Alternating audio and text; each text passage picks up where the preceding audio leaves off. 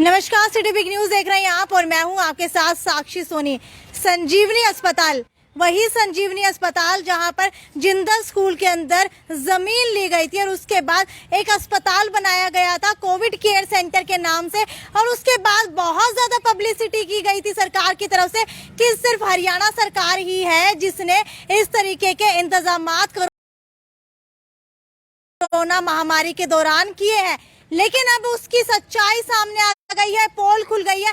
आपको बता देती हूँ कि ये सभी के सभी जो आप मेरे पीछे स्टाफ देख पा रहे हैं, ये सारा का सारा स्टाफ जो है संजीवनी अस्पताल के अंदर काम किया करता था, जिसका नाम चौधरी देवीलाल संजीवनी अस्पताल रखा गया था।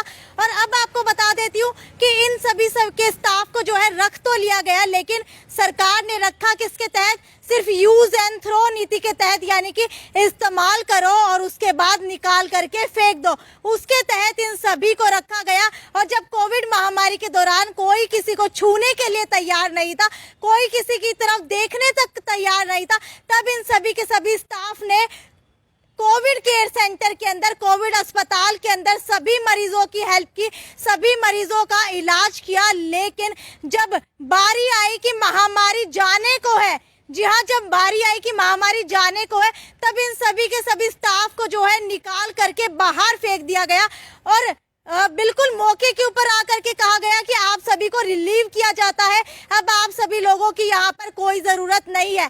लेकिन आपको बता देती हूँ, एक बार ये चीजें दिखाना चाहूंगी आपको डॉक्यूमेंट के साथ। ये देखिए, यहाँ पर लिखा हुआ है कि चौधरी देवीलाल 500 बेडेड कोविड अस्पताल हिसार के स्टाफ को बिना किसी आदेश और हिदायत के अचानक कार्यभार से हटाने के बारे में ये नोटिस जो है अभी पीएमओ को दिया गया है, सीएमओ तक भी ये बात पहुंचाई गई है। और इसके बाद ये देखिए, जब इनको आउटसोर्स के तहत हायर किया गया था शार्प ग्लोबल ग्रुप के तहत, तो यहाँ पर सिविल सर्जन की तरफ से हायर किया गया था। इसमें साफ तौर के ऊपर लिखा है सिविल सर्जन हिसार। लेकिन आज जब ये सभी के सभी हटाने के बाद सिविल अस्पताल पहुंचे, तो सिविल सर्जन की गाड़ी के सामने जाकर के खड़े हो गए। लेकिन मैडम ने क्या कहा? मैडम ने सिर्फ ये जवाब दिया कि मुझे किसी जरूरी काम से जाना है, आप लोग बाद में आइएगा, मैं अभी कुछ भी नहीं कर सकती हूँ। लेकिन सबसे बड़ा मुद्दा यहाँ पर ये आ खड़ा हुआ है कि जब इनको रखा गया तब ऐसा कुछ भी नहीं कहा गया था कि 2 महीने के अंदर आप लोगों को हटा दिया जाएगा। इनसे ही जान लेते हैं कि पूरा मामला क्या है। मैडम, मुझे ये बताइए सबसे पहले कि किसके थ्रू आप लोग लगे थे और पूरा मामला क्या है? हम यहाँ लगे थे, संजीवनी में लगे थे। हम शार्प ग्लोबल ग्रुप जो ग्रुप था उससे लगवाए थे। उसने हमें बिल्कुल भी ये नहीं बताया था कि 2 महीने के लिए आप यहाँ लग रहे हो। ये हमारी ज्वाइनिंग लेटर है, इसमें कहीं भी ये नहीं लिखा कि हम 2 महीने के लिए थे। हम यहाँ पे 3 महीने से काम कर रहे हैं। मई में हमारी ज्वाइनिंग हुई थी, हमें सैलरी भी नहीं मिली अभी तक। विदाउट पे हम यहाँ पे काम कर रहे हैं। अब यहाँ पे आके सुपरवाइजर जो मिस्टर बुरा है, उनके सुपरवाइजर हैं अरविंद और नसीब, वो आकर ये बोलते हैं मौखिक तौर पे कि अब आप यहाँ से जाइए, 1 अगस्त से आप यहाँ पे क्यों जॉब कर रहे हैं, आपका कार्यकाल खत्म हो चुका है। इसके पहले हमें कोई भी लेटर नहीं मिला था कि आप रिलीव हो चुके हैं। अदरवाइज लेटर तो अभी भी नहीं दिया, बस सिर्फ मौखिक तौर पे आज आके ये बोलते हैं कि आप जो जॉब कर रहे हो 1 अगस्त से 5 तक वो वेस्ट है, ना सैलरी मिलेगी उसकी और आप यहाँ जा सकते हो। हमने उनसे ये भी पूछा कि हम यहाँ पर 5 दिन पहले आए भी थे, तो हमने उनसे पूछा कि भाई हमारा कार्यकाल कितना है, हमें बता दीजिए। तो उन्होंने हम सैलरी के लिए आए थे, तो उन्होंने हमसे कहा कि आपका कार्यकाल खत्म हो चुका है। तो हमने कहा हमें बताइए, तो उसने हमें ये बताया था, उसमें लिखा है सितंबर 2021 तक हमारा कार्यकाल इंक्रीज हुआ है, ठीक है। उसके बावजूद वो इसको फेक मांग रहे हैं कि ये एनएचएम के थ्रू है। तो हमें ये क्यों दिखाया गया था? एक तो ये इनका प्रूफ है कि ये उनको मान भी नहीं रहे हैं। अदरवाइज हमने उनसे ये भी कहा कि हमारी कुछ ज्यादा मांगे नहीं है, अगर आप उनको उसको बंद कर रहे हो तो आप हमें कहीं और एडजस्ट करिए। पीएससी है, सीएचसी है, सिविल है। इसके बावजूद 27 स्टाफ यहाँ पर बैठी हैं, ये क्या कर रहे हैं? एनएचएम की भर्ती निकाल रहे हैं। हिसार की निकाली, भिवानी की निकाली। क्यों निकाली भाई? हम लोग यहाँ पर है ना, हमें एडजस्ट करो ना यहाँ पे।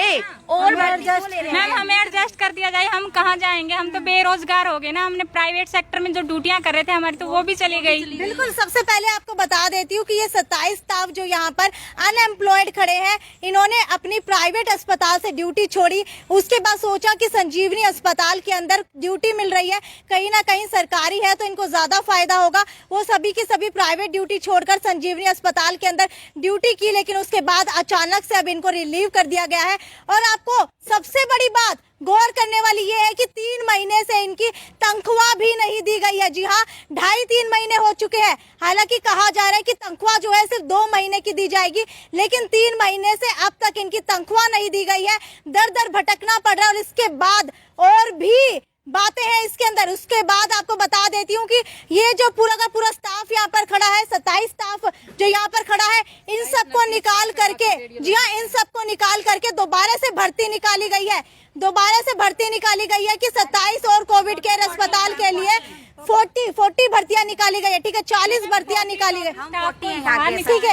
ठीक है, संजीवनी अस्पताल के जो है 40 यहाँ पर नर्सिंग स्टाफ के सभी स्टाफ है, लेकिन भर्तियां 27 की निकाली गई हैं, 37। ठीक है, भर्तियां 37 निकाली गई है। हालांकि जबकि यहाँ पर जो है स्टाफ बिल्कुल मौजूद है, लेकिन उसके बाद पुराना स्टाफ निकाल करके नया स्टाफ हायर किया जा रहा है। और उससे भी बड़े गौर करने वाली बात यह है कि सिर्फ हिसार के ही संजीवनी अस्पताल से निकाला जा रहा है, जिसका उद्घाटन मुख्यमंत्री मनोहर लाल खट्टर ने ऑनलाइन आकर के किया था। हालांकि जो ये अस्पताल है वो दुष्यंत चौटाला उप मुख्यमंत्री के दादाजी के नाम के ऊपर रखा हुआ है, चौधरी देवीलाल। उसके बाद इसका ढिंढोरा बहुत ज्यादा पीटा गया था कि इतने सारे लोगों को रोजगार दिया गया है और अचानक से रोजगार से निकाल दिया गया।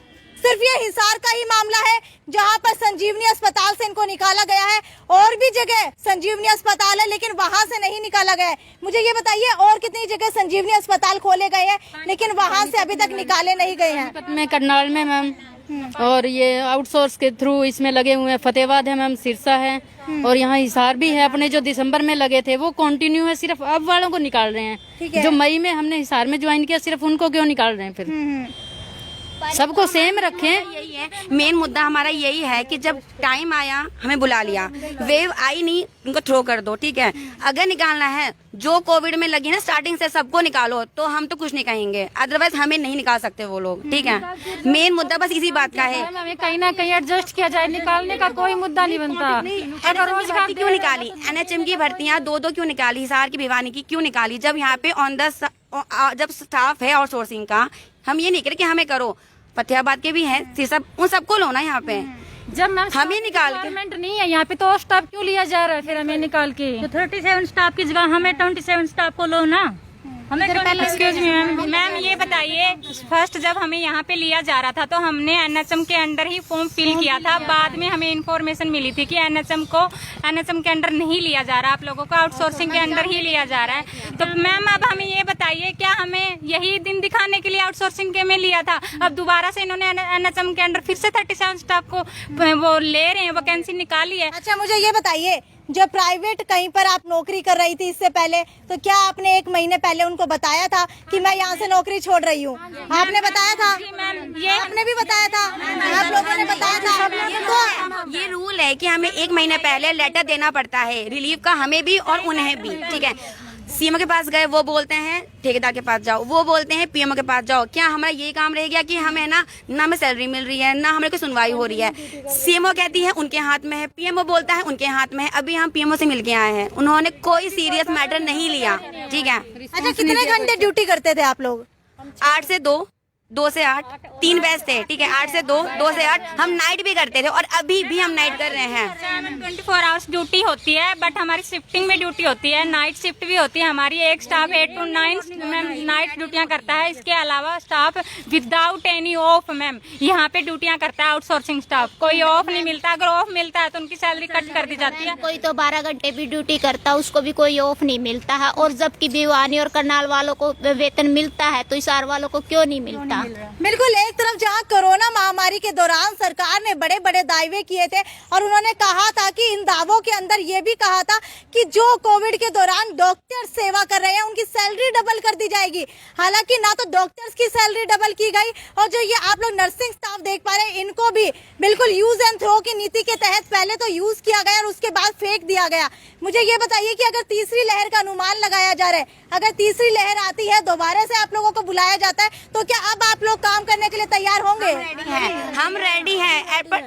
डॉक्टर्स आज तक धरने पे नहीं बैठे ना, उन्होंने है ना अपनी बातें रखी, क्योंकि उनको पेस आराम से मिल रही है। हम आज क्यों आए? क्योंकि हमें सैलरी नहीं मिल रही, और अब हमें यूँ कह रहे हैं मौके तौर से कि अब आप जाओ, ठीक है ना। तो मेनली आप किसी से पूछना, स्टाफ नर्स का काम ज्यादा होता है एज अ डॉक्टर, ठीक है। उसके बावजूद भी हमारी पे स्केल कम है। कोविड टाइम में भी हमें कहा था भी पे स्केल डबल मिलेगी, कोविड में हमें नहीं मिल रही। हम तब भी कुछ नहीं कह रहे कि इट्स ओके, कोई बात नहीं, हम हेल्प कर रहे हैं कोविड पेशेंट की, ठीक है। हमें मिला क्या लास्ट में? हमें ये मिला लास्ट में कि भाई आप जाओ यहाँ से। ठीक है, आपकी जो सैलरी है, तनख्वाह है, वो किसके तहत आती है?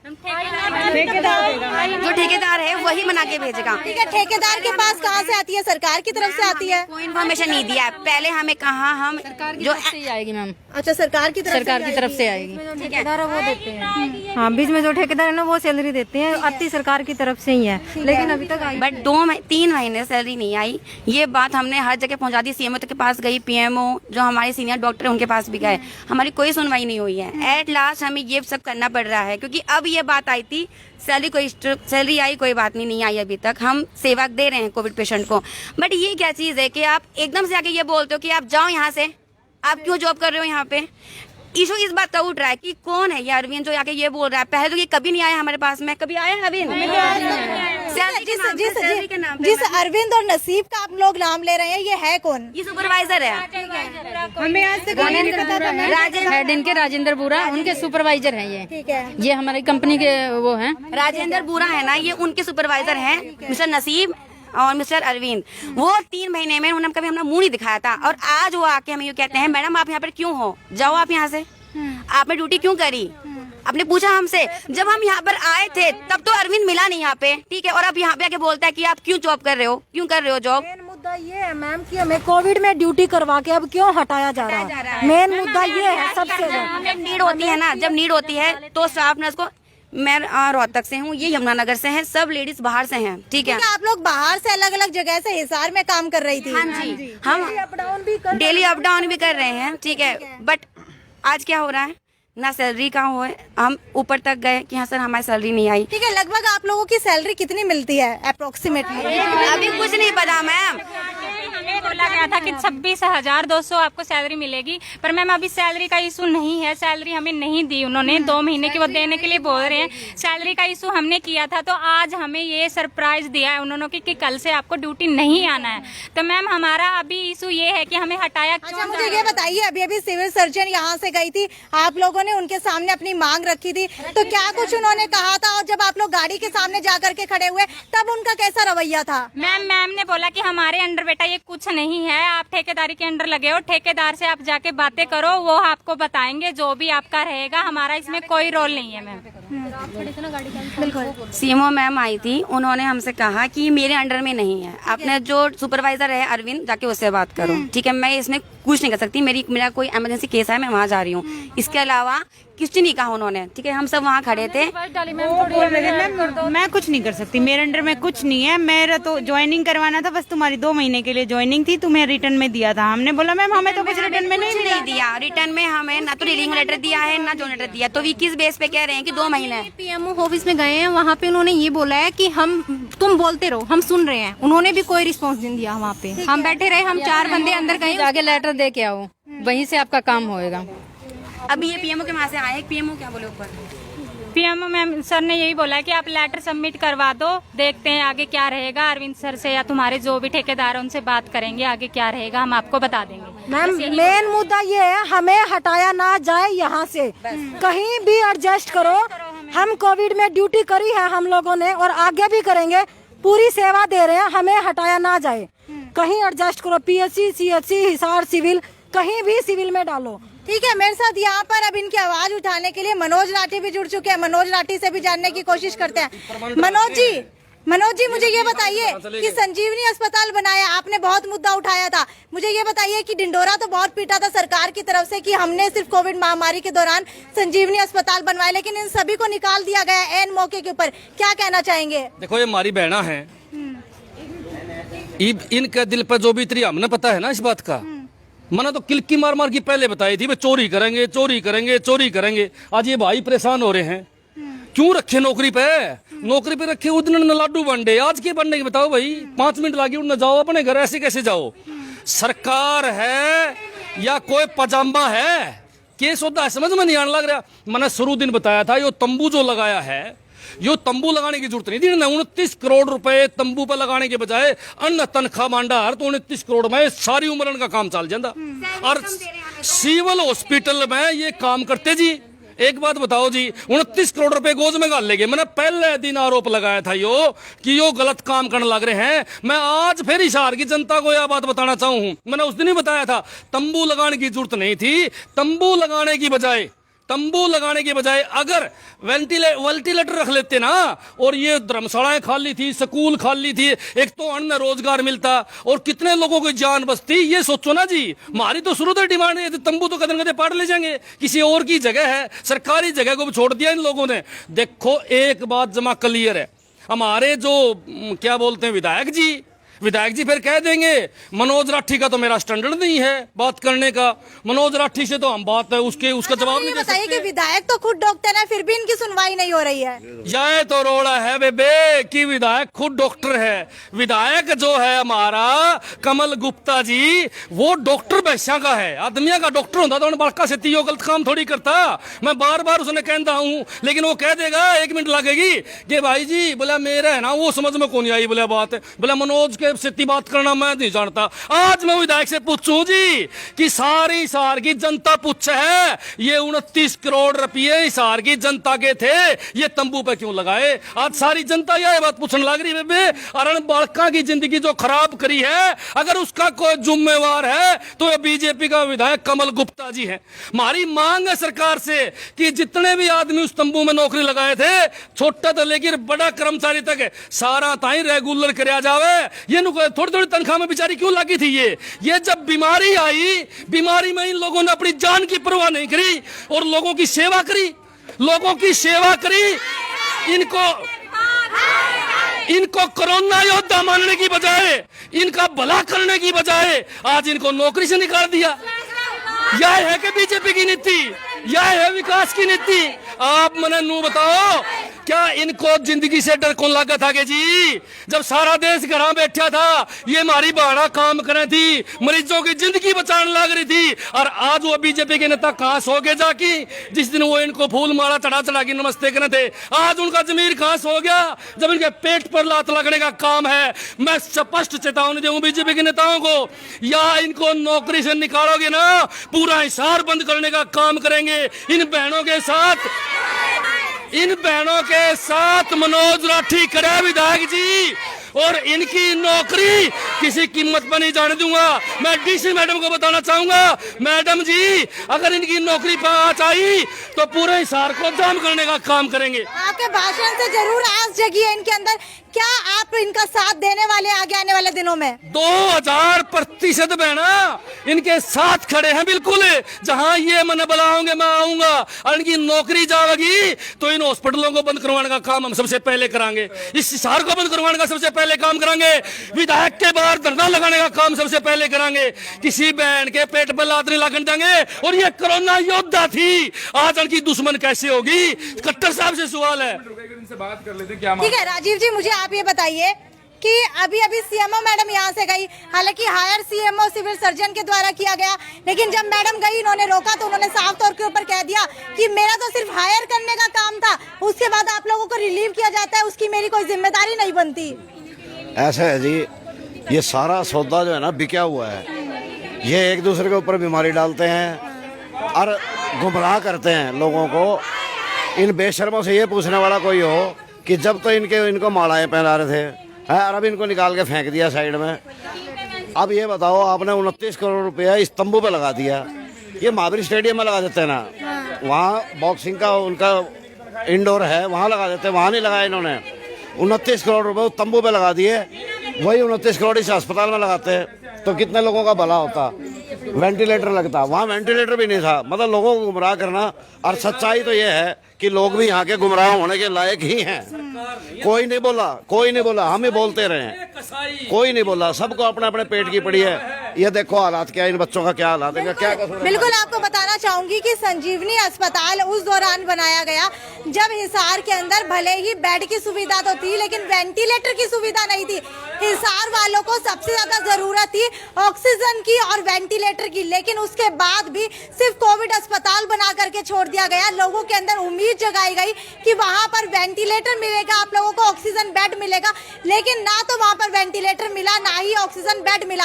हो सकता है ऑक्सीजन बेड जो है 2 से 4 पेशेंट को दिया गया हो, लेकिन उसके अलावा वेंटिलेटर की जब सबसे ज्यादा जरूरत थी, जी हाँ, हिसार के अंदर जब लोग दिन पर दिन मरते जा रहे थे, शमशान घाट के अंदर जो है लाशें जलती जा रही थी, उस दौरान वेंटिलेटर का सबसे ज्यादा जरूरत थी, लेकिन वेंटिलेटर उस समय सरकार की तरफ से नहीं दिया गया। और किया क्या गया, जिंदल स्कूल के अंदर जा करके प्लेग्राउंड की जमीन को लिया गया, उसके बाद नाम किया गया कि हम यहाँ पर उद्घाटन करने के लिए आएंगे।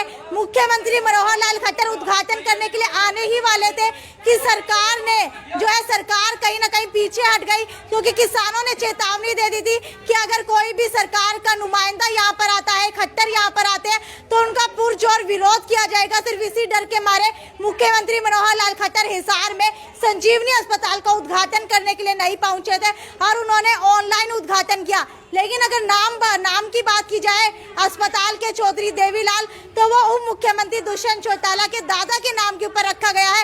हालांकि दोनों ने मिलकर ढिंढोरा बहुत पीटा, पॉपुलैरिटी हासिल करने की कोशिश की, फेम बहुत पाया, लेकिन वो अस्पताल 4 दिन भी नहीं चला। जी हाँ, जब पता था कि कोरोना जो है पीक से गुजर चुका है, सेकंड लहर की पीक से गुजर चुका है, उसके बाद जाकर के अस्पताल तैयार करवाया गया, इन सभी के सभी स्टाफ को हायर किया गया। लेकिन अब जो है एनएचएम के तहत दोबारा से भर्तियां निकाल दी गई है, लेकिन ये सिर्फ हिसार के अंदर ही हो रहा है।